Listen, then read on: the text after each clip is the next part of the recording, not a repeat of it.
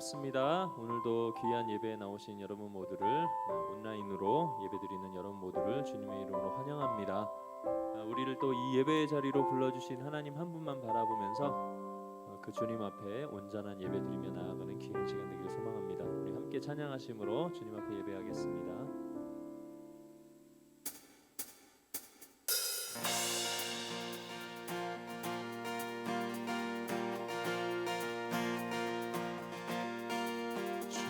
뜻대로 살기로 했네. 주님 뜻대로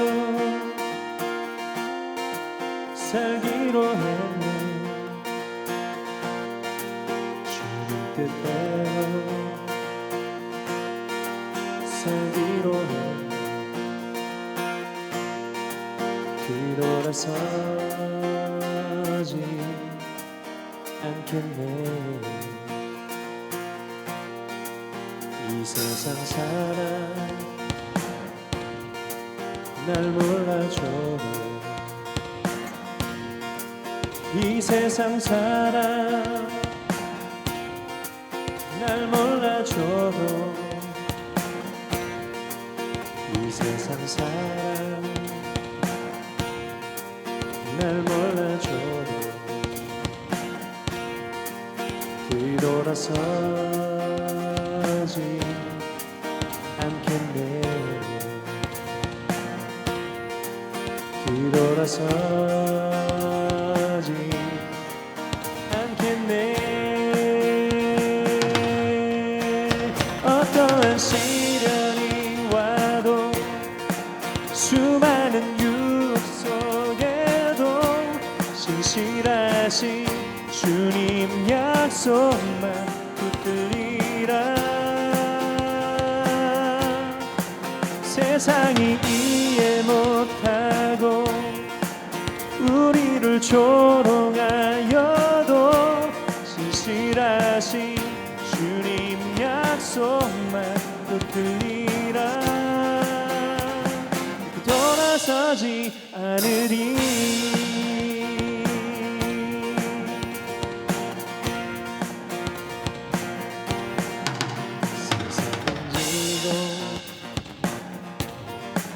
십자가 보고 세상 등지고 십자가 보네. 세상 등지고 십자가 보고 뒤돌아서지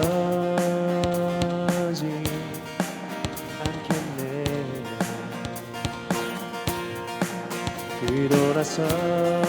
뒤돌아서지 않겠네. 어떠한 시련이 와도 수많은 유혹 속에도 신실하신 주님 약속만 붙들리라. 세상이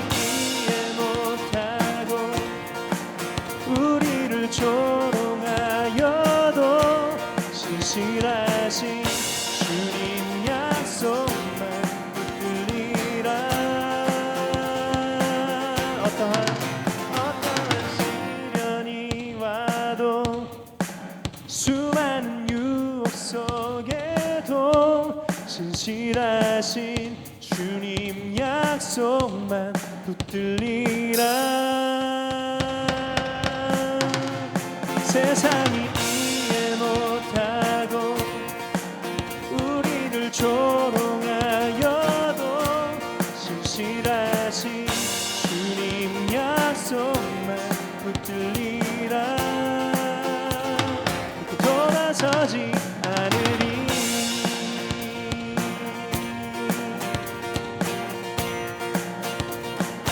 돌아서지 않으리.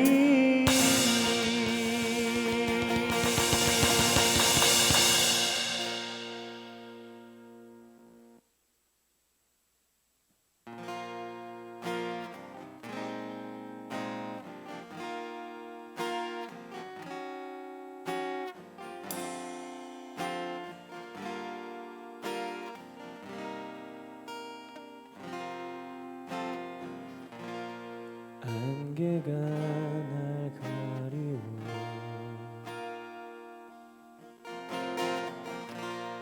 내 믿음 흔들리려 할 때 나 주님께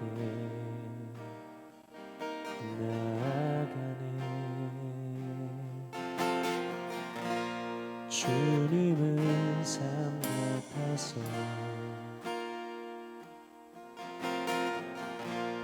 여전히 그 자리에 계셔.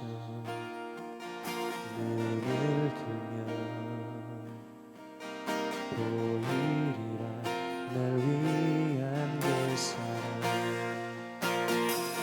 주는 나의 도움이시며 주의 계획 영원하시네. 주의 위엄 앞에 믿음으로 순종해 예배드리리. 주님께서 날 이끄시며 주가 항상 함께 하시네. 주의 사랑 안에 믿음으로 순종해 예배드리리 영원히.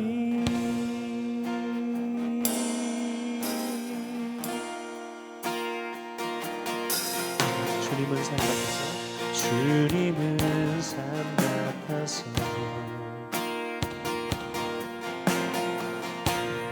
여전히 그 자리에 계셔. 눈을 뜨면 보이리라 날 위한 그 사랑.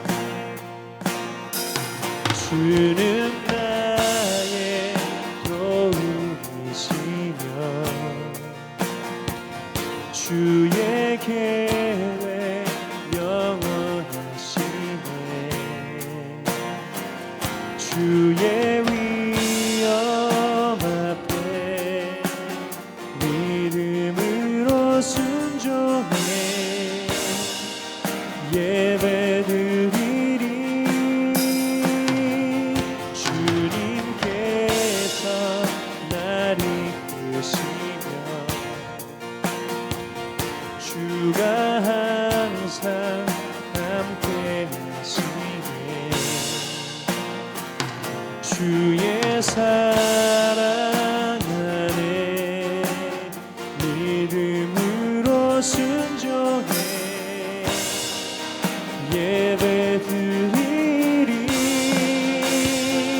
주는 나의 도움이시며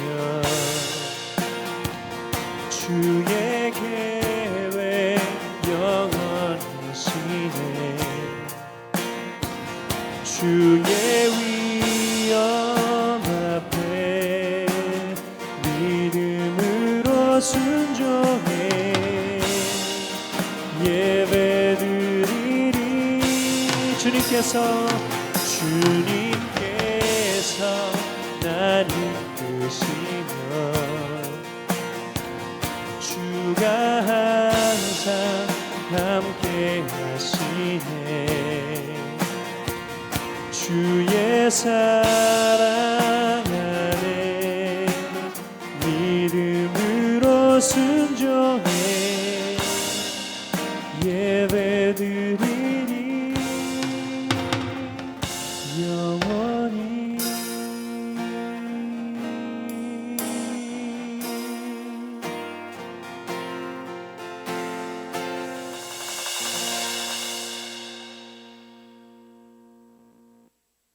기도하겠습니다. 우리 청소년들을 사랑하시는 하나님 아버지 감사합니다. 이 시간 우리 청소년들이 하나님을 예배하기 위해 각자의 자리에 모여 머리를 숙였습니다. 하나님께서 각자에게 필요한 은혜를 부어주시고 우리 청소년들이 평생에 하나님을 섬기고 예배하는 삶을 살아가도록 인도하여 주옵소서. 세상은 여전히 코로나19로 인하여 어려움을 겪고 있습니다. 소강 상태가 되었던 전국에서 다시 확대되는 추세에 오니 하나님께서 간섭하여 주시옵소서. 그리하여서 한 주 개학이 연기되었습니다. 우리 청소년들의 마음을 위로하여 주시고 특별히 입시를 준비하는 고3과 중3들에게 조급함이 아닌 평안함을 허락하여 주시옵소서.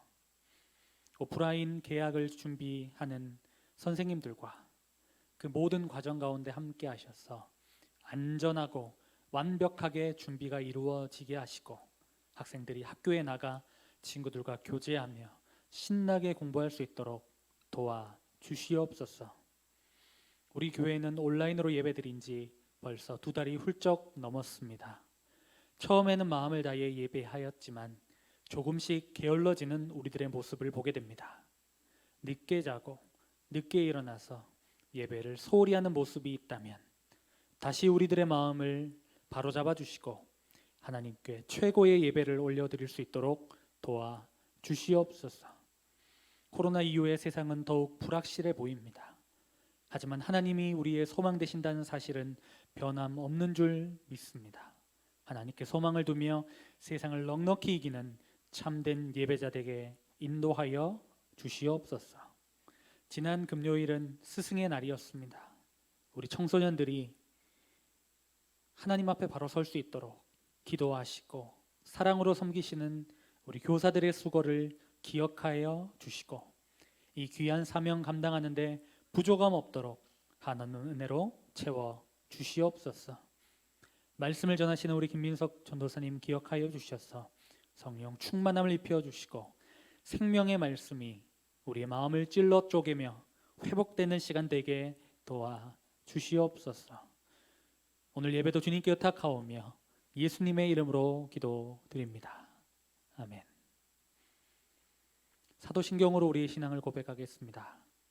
나는 전능하신 아버지 하나님 천지의 창조주를 믿습니다. 나는 그의 유일하신 아들 우리 주 예수 그리스도를 믿습니다.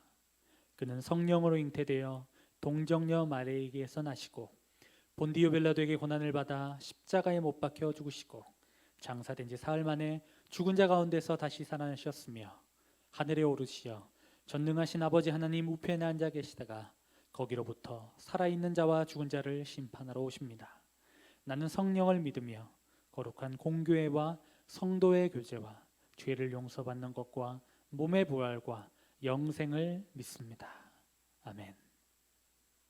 오늘 하나님께서 우리에게 주신 말씀은 요한복음 4장 46절에서 54절까지의 말씀입니다. 제가 말씀을 봉독하겠습니다. 예수께서 다시 갈릴리 가나에 이르시니 전에 물로 포도주를 만드신 곳이라. 왕의 신하가 있어 그의 아들이 가버나움에서 병들었더니 그가 예수께서 유대로부터 갈릴리로 오셨다는 것을 듣고 가서 청하되 내려오셔서 내 아들의 병을 고쳐 주소서 하니 그가 거의 죽게 되었습니다. 예수께서 이르시되 너희는 표적과 기사를 보지 못하면 도무지 믿지 아니하리라. 신하가 이르되 주여 내 아이가 죽기 전에 내려오소서. 예수께서 이르시되 가라 내 아들이 살아있다 하시니 그 사람이 예수께서 하신 말씀을 믿고 가더니 내려가시는 길에서 그 종들이 오다가 만나서 아이가 살아있다 하거늘 그 낳기 시작한 때를 물은즉 어제 7시에 열기가 떨어졌나이다 하는지라. 그의 아버지가 예수께서 내 아들이 살아있다 말씀하신 그때인 줄을 알고 자기와 온 집 안이 다 믿으니라. 이것은 예수께서 유대에서 갈릴리로 오신 후에 행하신 두 번째 표적이니라. 이 말씀은 살아계신 하나님의 말씀입니다.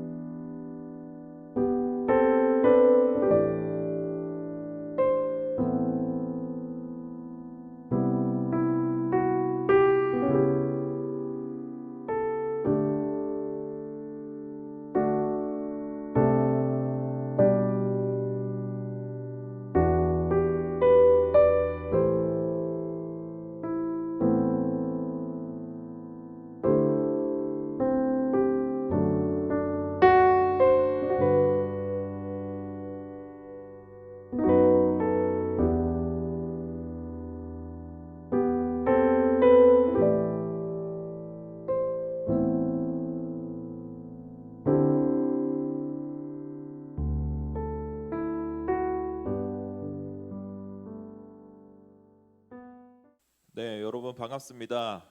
다들 잘 지내고 계시나요? 우리가 교회에서 이렇게 모여서 함께 예배하지 못한 지 벌써 한 2달 반 정도의 시간이 지나고 있습니다. 처음 우리가 모이지 않기로 그렇게 결정을 하고 이렇게 각자 처소에서 영상으로 예배할 때 그때는 굉장히 이렇게 날씨가 굉장히 엄청 추웠던 걸로 기억을 해요. 그래서 너무 날씨가 추워가지고 이렇게 거리에는 롱패딩을 입고 다니는 그런 사람들이 많았었는데 어느덧 이렇게 날씨가 따뜻해지고 주중에 보니까 벌써 이렇게 반팔을 입고 다니시는 분들도 많이 보이는 그런 따뜻한 날씨가 그렇게 되었습니다. 그만큼 우리도 모르게 시간이 그렇게 많이 흐른 것 같아요. 정말 여러분들 많이 보고 싶습니다. 하루 빨리 다시 모여서 예배하는 날이 속히 왔으면 좋겠습니다. 그날을 위해서 우리 함께 기도하고 그날을 잘 준비하는 우리가 되었으면 좋겠습니다. 오늘 말씀을 함께 나누겠습니다. 오늘 본문 말씀은 예수님께서 갈릴리의 지방에 가나라는 지역에 오셔서 그 지역에 머무실 때에 가나라는 지역에 머무실 때에 일어난 일을 기록한 그런 이야기입니다. 여러분 가나라는 곳 혹시 들어봤나요? 가나. 가나라는 곳은 예수님께서 그 전에 오늘 이야기가 등장하기 그 전에 혼인 잔치에서 물을 포도주로 변화시킨 그 표적을 행하신 곳이기도 합니다. 예수님께서 이 가나에 도착하셨다라는 소식을 어떤 한 사람이 듣게 됐어요. 그 사람이 누구냐면 그게 바로 왕의 신하였습니다. 왕의 신하는 이 가나라는 지역과는 조금 떨어져 있는 가버나움이라는 지역에 살고 있었습니다. 조금 이해를 위해서 설명을 드리면 갈릴리 지방의 가나 그리고 갈릴리 지방의 가버나움입니다. 좀 이렇게 이해를 쉽게 하기 위해서 조금 비유를 들어서 설명드리면 우리가 경기도 안산에 살고 있잖아요, 그죠? 경기도 안산, 뭐 경기도 뭐 화성, 경기도 인천 뭐 이런 것처럼 갈릴리의 가나, 갈릴리의 가버나움 이 정도로 생각하면 조금 이해가 편할 것 같아요. 아무튼 예수님께서 가나라는 지역에 도착하셨고 그리고 가버나움이라는 지역에 왕의 신하가 살고 있었습니다.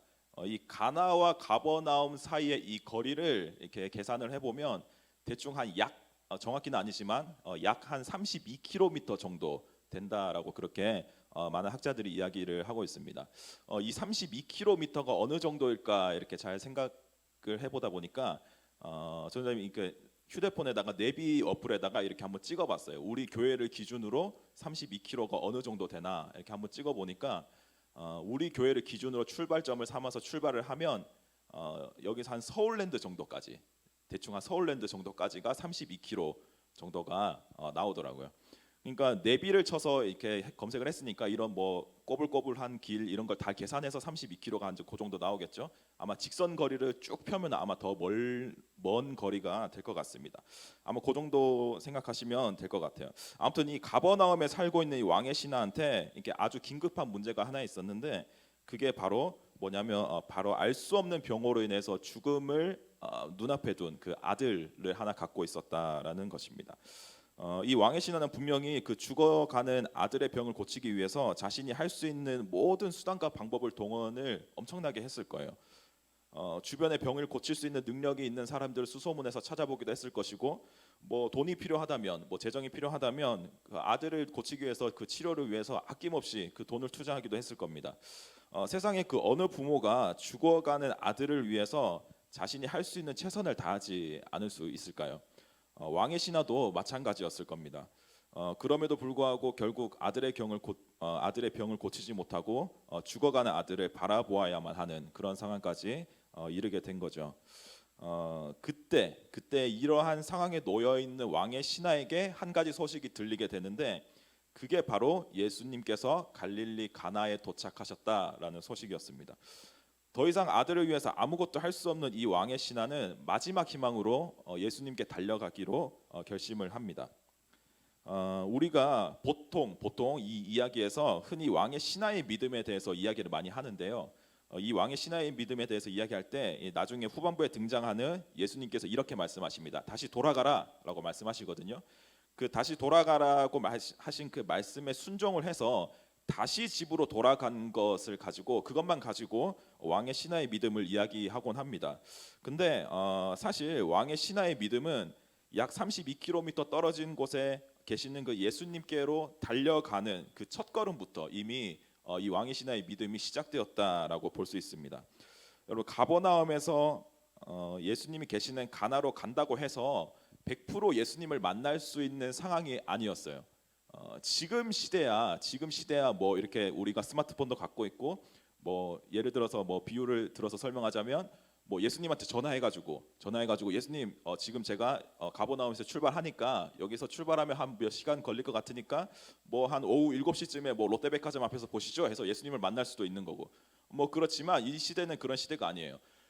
출발을 한다고 해서 예수님을 만날 수 있는 그런 100% 보장이 없는 그런 상황이라 할지라도 예수님을 만나기 위해서 출발을 했다라는 것이죠.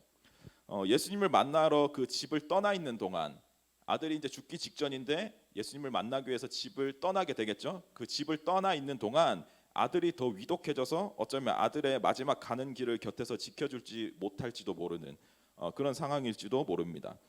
그런 상황에서 이 왕의 신하가 예수님이 계신 곳으로 가기 위해서 발걸음을 옮겼다라는 것은 예수님께서 반드시 나의 아들을 살려주실 것이고 또한 그러한 일을 행할 수 있는 유일한 분이 예수님이심을 고백하는 그런 믿음의 고백이라고 볼 수가 있습니다. 죽어가는 아들을 살리기 위해서 예수님을 향해 달려가는 이 아버지의 심정은 어땠을까요? 자신의 아들을 살리기 위해서 예수님을 향해 달려가는 그 아버지의 심정. 아마 저였다면은 아마 마르지 않는 눈물을 닦으면서 발이 부르트도록 정말 발이 헤어지도록 신발이 헤어지도록 아마 달려가지 않았을까라는 생각을 해보게 됩니다. 예수님을 향한 왕의 신하의 믿음이 이때부터 시작이 된 것이죠. 그렇게 달려간 왕의 신하는 우여곡절 끝에 결국 그 예수님을 만나게 됐죠. 예수님을 만나게 됐고 그는 예수님께 자기와 함께 아들이 있는 가버나움으로 가서 자신의 그 죽어가는 아들의 병을 고쳐달라고 간청을 합니다. 그런데 예수님은 조금은 의외의 대답을 하십니다. 우리 함께 50절을 함께 읽어보도록 하겠습니다. 50절입니다. 예수께서 이르시되 가라 내 아들이 살아있다 하시니 그 사람이 예수께서 하신 말씀을 믿고 가더니 예수님은 자신을 찾아온 왕의 신하에게 눈에 보이는 어떠한 기적도 행하지 않으시고 네 아들이 다 낫으니까 그냥 다시 집으로 돌아가라 이렇게 말씀을 하십니다. 여러분 예수님께서 어떤 사역을 행하실 때 보면은 여러 가지 기적을 행하십니다. 예를 들면 뭐 눈먼 자를 보게 하시고 죽은 자를 살리기도 하시고 앉은 자를 일으키시기도 하는 그 여러 가지 기적을 보여주세요. 그리고 그 기적을 통해서 그 기적을 보고 나서 그 곁에 있던 사람들이 자신을 찾아온 사람들이 그 말씀을 들었던 사람들이 그 기적을 보고 예수님을 하나님의 아들로 고백하고 그 복음을 믿고 따르게 되죠. 근데 이 이야기는 조금 다릅니다. 자신을 찾아온 왕의 신하에게 어떠한 기적도 보여주지 않으세요. 그 아들이 낳았다라는 어떠한 증거도 없어요. 그냥 돌아가라라고 말씀하십니다. 네 아들 낳았으니까 그냥 가라, 다시 가라라고 그렇게 얘기하십니다. 여러분, 아들 병을 고침받기 위해서 기껏 먼 길 달려왔더니 예수님께서 하시는 말씀이 그냥 다시 돌아가래요. 여러분이라면 어떻게 하시겠습니까? 그냥 돌아가시겠어요? 아들을 살리기 위해서라면 예수님을 억지로 끌고라도 집에 가야 되지 않겠습니까?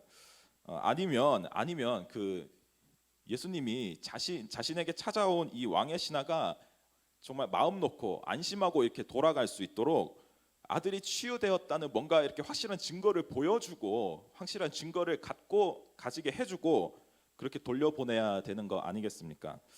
50절을 보니까 왕의 신하는 이런 예수님의 말씀을 믿고 다시 돌아갔다라고 이야기합니다.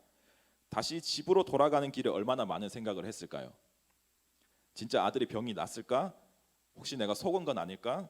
아니면 혹시 내가 갔다 오는 사이에 아들이 죽지는 않았을까? 아마 많은 생각이 들었을 것 같습니다. 여러분, 예수님은 왜 왕의 신하에게 어떠한 확실한 증거도 표적도 보여주지 않으시고 단순히 치료되었다는 예수님은 말만 믿고 돌아가게 하셨을까요? 우리 함께 48절을 같이 읽어보겠습니다. 예수께서 이르시되 너희는 표적과 기사를 보지 못하면 도무지 믿지 아니하리라. 사실 예수님의 너희가 그 표적과 기사를 보지 못하면 도무지 믿지 아니하는구나라는 이 말씀은 자신을 찾아온 이 왕의 신하에게 하신 말씀이 아니라 당시 유대 문화권에 속해 있던 대다수의 사람들, 즉 우리가 흔히 유대인이라고 부르는 그 사람들을 향해서 하신 말씀입니다. 스스로 하나님의 아들이심을 선포하고 다니셨던 그 예수님께 이 유대인들이 당시 유대인들이 계속해서 요구했던 것들이 있습니다. 그게 뭐냐면 바로 그 증거를 보여달라라는 거였어요. 당신이 하나님의 아들인가요? 그렇게 말씀하고 다니시는데 당신이 진짜 하나님의 아들이면 우리한테 그 증거를 보여주십시오 라는 거였습니다. 그 증거를 보이지 못하면 우리한테 그 증거를 보여주지 못하면 우리가 절대 당신을 믿을 수 없습니다. 만약 합당한 증거를 우리에게 보여주면 우리가 납득할 수 있는 그런 합당한 증거를 우리에게 보여주면 그때에 우리가 당신을 믿겠다는 것이었죠. 그러한 유대인들을 향해서 예수님께서는 이 왕의 신하의 사건을 통해서 말씀하시는 겁니다.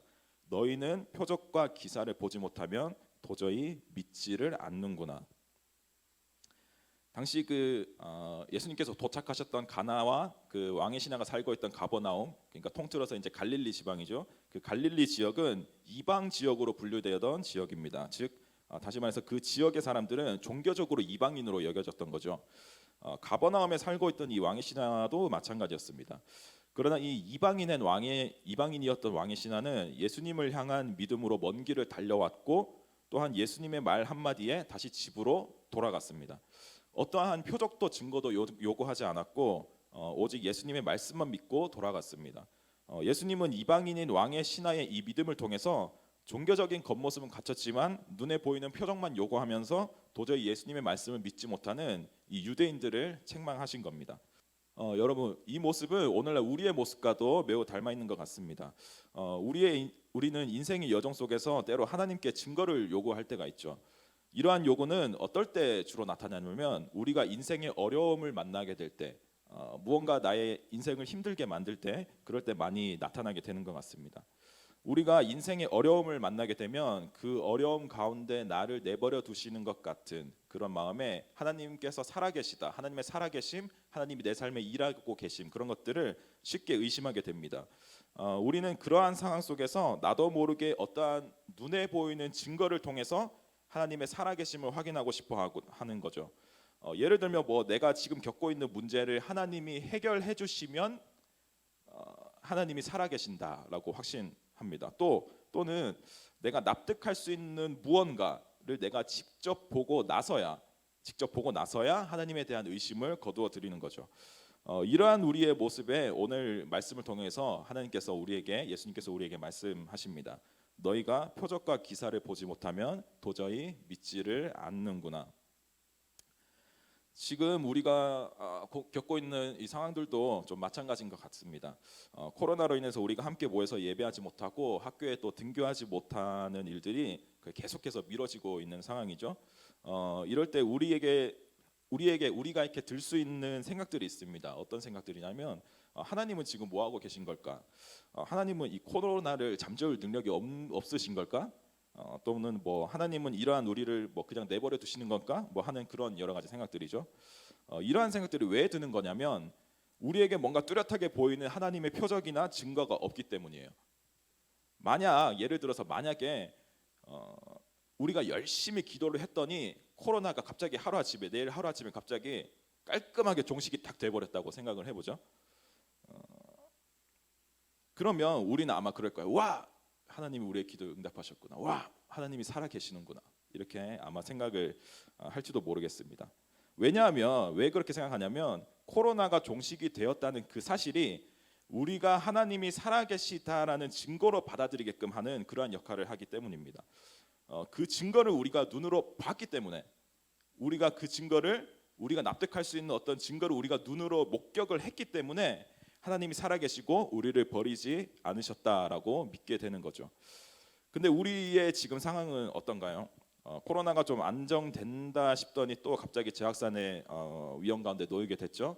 그런 위험 가운데 있고 또 등교도 하게 될 줄 알았는데 또 등교가 미뤄지게 되고 우리가 교회 예배도 계속해서 다시 시작하게 될 줄 알았는데 또 미뤄지게 되고 그런 게 지금 우리의 상황입니다. 한마디로 우리에게 하나님의 살아계심과 돌보심에 아무런 증거가 없는 것처럼 보이는 그런 상황에 우리가 놓여 있다고 말씀드릴 수도 있겠습니다. 이러한 상황에 있는 우리에게 하나님은 오늘의 본문을 통해서 우리에게 말씀하시는 것 같습니다. 너희가 표적과 기사를 보지 못하면 도저히 믿지를 않는구나. 예수님은 그 왕의 신하에게 다시 돌아가라라고 말씀을 하셨고, 이제 왕의 신하에게 주어진 것은, 이제 왕의 신하가 할 수 있는 일은 집으로 돌아가는 길을 성실히 걸어가는 것, 그것이었습니다. 왕의 신하는 예수님께 어떠한 표적도 증거도 요구하지 않았고, 단지 예수님의 말씀만 믿고 다시 집으로 돌아가는 그런 믿음을 보여줬죠. 왕의 신하가 아무런 증거도 없이 예수님의 말만 따라서 다시 집으로 돌아가는 길을 성실하게 다시 걸어갔다는 것은 그가 처한 그 현재라는 시간에서 자기에게 주어진 일을 성실하게 감당했다라는 것입니다. 만약에 왕의 신하가 자신의 문제를 해결받는 것에만, 즉 다시 말해서 자기 아들을 다시 살리는 일에만, 거기에만 집착을 하고 집중을 해가지고 끝까지 예수님의 말씀을 믿지 못하고 자신이 안심하고 집으로 돌아갈 수 있는 뭐 어떤 표적이나 증거를 계속해서 요구했다면 아마 오늘의 이야기는 아마 다르게 끝이 나지 않았을까, 그런 생각이 듭니다. 여러분, 인생을 살아가면서 우리는 끊임없이 문제들과 어려움을 만나게 됩니다. 그리고 그러한 문제들과 어려움들은 우리가 하나님의 살아계심과 일하고 계심을 온전히 믿지 못하게 만듭니다. 지금 우리는 코로나가 다시 재확산될 그런 위기에 놓여 있고, 그로 인해서 우리가 준비하고 있던 뭐 학교 등교나 뭐 예배들, 이런 것들을 계속해서 미뤄야만 하는 그런 상황 가운데 있습니다. 하지만 여러분 꼭 기억하셨으면 좋겠습니다. 지금 우리가 겪고 있는 이 어려움들이 해결되는 모습을 우리가 직접 눈으로 보아야만 하나님이 살아계신다라고 말할 수 있는 것이 아닙니다. 나의 마음을 안심시킬 수 있는 어떠한 그런 증거가 확실하게 있어야만, 그런 확실한 어떤 증거가 있어야만 하나님이 나를 돌보신다라고 말할 수 있는 것이 아니라는 겁니다. 우리 눈에 아무런 증거가 보이지 않는다고 해서 하나님이 일하시지 않으신다거나 우리를 내버려 두시는 것이 아닙니다. 아무런 증거도 보여주지 않고 그저 다시 돌아가라고 말씀하신 그 예수님의 말씀을 믿고 다시 방향을 돌려서 자신에게 주어진 그 집으로 돌아가는 그 길을 성실하게 걸어갔던 그 왕의 신하처럼 하나님이 아무것도 해결해 주시지 않는 것 같은 상황이라 할지라도 믿음을 가지고 우리에게 주어진 하루하루의 시간을 성실하게 살아가는 것이 바로 지금 오늘날 다시 일상의 회복을 준비하고 있는 우리가 할 수 있는 일이고, 또 우리가 해야 하는 일입니다. 이제 여러분, 불평과 불안과 나태함을 멈추고 이제 하나님이 우리 각자에게 주신 하루하루를 성실하게 살아가시길 바랍니다. 그러면 여러분들의 그 성실한 삶의 걸음걸음마다 하나님이 살아계시고 돌보시고 함께하시고 일하고 계신다는 것을 반드시 느끼게 될 겁니다. 그렇게 각자에게 주어진 삶의 걸음을 성실하게 감당하면서 하나님의 살아계심을 날마다 경험하는 모든 안산제일교회 청소년부 친구들이 되시기를 간절히 바랍니다. 아멘. 이 시간 화면을 보면서 우리 함께 마음을 모아서 기도하도록 하겠습니다. 말씀을 가지고 기도하시고, 또 나라와 민족을 위해서, 교회를 위해서, 우리 청소년부를 위해서, 여러 청소년들을 위해서 함께 마음을 모아서 기도하도록 하겠습니다.